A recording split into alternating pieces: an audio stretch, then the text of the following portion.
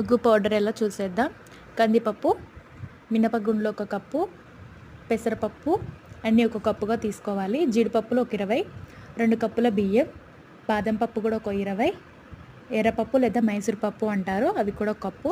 ఇవన్నీ తీసుకొని వాటర్లో వేసుకొని 2 టైమ్స్ క్లీన్ చేసి 2-3 టైమ్స్ క్లీన్ చేసుకోవాలి. ముందుగా తీసుకున్న బాదం పప్పుని నానబెట్టుకోవాలి. 5 అవర్స్ 6 అవర్స్ నానబెట్టుకోవాలి. నానిన తర్వాత తొక్క వెలిసి పక్కన పెట్టుకోవాలి.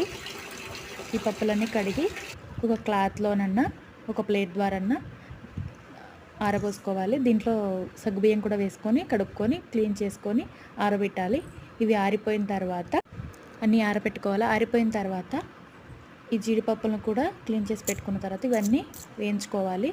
ఒక్కొక్కటిగా కళాయిలో ఈ పప్పులన్నీ వేయించుకొని మిక్సీ జార్లోకి తీసుకొని ఆరిపోయిన తర్వాత మిక్సీ జార్లోకి తీసుకొని మిక్సీ పట్టుకుంటే అయిపోద్ది ఫ్రెండ్స్. అంతే, ఉగ్గు పౌడర్ రెడీ.